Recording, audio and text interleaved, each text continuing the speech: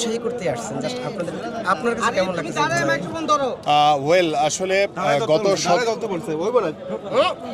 আপনারা সকলেই দেখেছেন ওই স্বৈরাচার যেভাবে বাংলাদেশের গণতন্ত্রকে হরণ করেছে, বাংলাদেশের রাষ্ট্রীয় প্রতিষ্ঠানগুলোকে দলীয়করণ করেছে, ঠিক তেমনিভাবে বাংলাদেশের ক্রীড়াঙ্গনকেও দলীয়করণ করে বাংলাদেশের ক্রীড়াঙ্গনকে ধ্বংসের পথে নিয়ে গেছে। এবং গত 17 বছরে বাংলাদেশের ক্রীড়াঙ্গন থেকে আমরা তেমন কিছু অর্জন করতে পারিনি।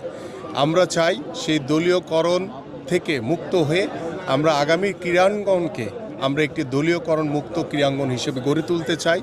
এবং আমরা সেই স্বৈরাচার আমল থেকেই আমাদের মাননীয় ভারপ্রাপ্ত চেয়ারম্যান জনাব তারেক রহমানের নির্দেশনায় আমরা বাংলাদেশের প্রত্যেকটি বিভাগে আমরা আরাফাত রহমান কোকো স্মৃতি ফুটবল টুর্নামেন্ট অনুষ্ঠিত করেছি। আমরা 5 তারিখের পরবর্তীত সময়ে আমরা জিয়া ক্রিকেট টুর্নামেন্ট সারা বাংলাদেশের প্রত্যেকটি বিভাগে আমরা অনুষ্ঠিত করেছি এবং ফাইনাল রাউন্ড আমাদের ঢাকা মিরপুর শেরেবাংলা জাতীয় স্টেডিয়ামে অনুষ্ঠিত হয়েছে। এবং আমাদের ঢাকা মহানগর উত্তর বিএনপি কর্তৃক আয়োজিত আমরা জিয়া আন্তঃথানা ফুটবল টুর্নামেন্ট আমাদের ফাইনালের অপেক্ষায় রয়েছে। ঠিক এইভাবে আপনারা দেখেছেন গতকালকেও আমরা জিয়া সুইমিং কার্নিভাল করেছি এবং যেটি আমাদের যে জিয়া উদ্যান এবং সেই জিয়া উদ্যানের লেকে একটি নব এবং নতুন চিন্তা ভাবনা নিয়ে আমরা সেখানে বাংলাদেশের বরেণ্য সাঁতারুরা সেখানে সাঁতার কেটেছে। আমরা ঠিক এইভাবে সারা বাংলাদেশের প্রত্যেকটি প্রত্যন্ত অঞ্চলে খেলাধুলার মাধ্যমে আমরা আমাদের ভবিষ্যৎ প্রজন্মকে একটি সুস্থ জাতি হিসেবে গড়ে তুলতে চাই এবং খেলাধুলার প্রতি আকৃষ্টতার মাধ্যমে যেখানে গত 17 বছর দেখেছি যে আমাদের যুব সমাজ মাদকের দিকে আকৃষ্ট হয়ে ধ্বংসের পথে চলে গেছে, মৃত্যুর করাল গ্রাসে তারা আক্রান্ত হয়েছে।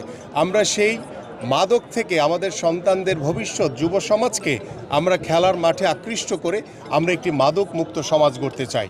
পাশাপাশি আমরা এই ধরনের খেলাধুলার আয়োজনের মাধ্যমে আমরা প্রত্যন্ত অঞ্চলে খেলাধুলাকে সর্বোচ্চ গুরুত্ব দিয়ে আল্লাহ পাক যদি আমাদেরকে আগামী জাতীয় সংসদ নির্বাচনে বাংলাদেশ জাতীয়তাবাদী দল বিএনপিকে নির্বাচিত করে, আমরা ইতিমধ্যে সিদ্ধান্ত নিয়েছি, আমাদের মাননীয় ভারপ্রাপ্ত চেয়ারম্যান জনাব তারেক রহমান সিদ্ধান্ত নিয়েছেন যে আমরা প্রত্যেকটি স্কুলে ক্লাস 4 থেকে আমাদের যে ন্যাশনাল কারিকুলাম রয়েছে সেখানে ক্লাস 4 থেকে 5টি ইভেন্টকে খেলাধুলার 5টি ইভেন্টকে বাধ্যতামূলক করা হবে এবং সেই খেলাধুলার মাধ্যমে আমরা যেভাবে আমাদের ভবিষ্যৎ প্রজন্মকে সুস্থ একটি জাতি হিসেবে গড়ে তুলতে পারবো, ঠিক আমাদের বাংলাদেশের ফুটবল, ক্রিকেট বা বিভিন্ন স্পোর্টসের যে পাইপলাইনে খেলোয়াড় তৈরি করার কথা, সেই খেলোয়াড় তৈরির একটি রাস্তা তৈরি হবে।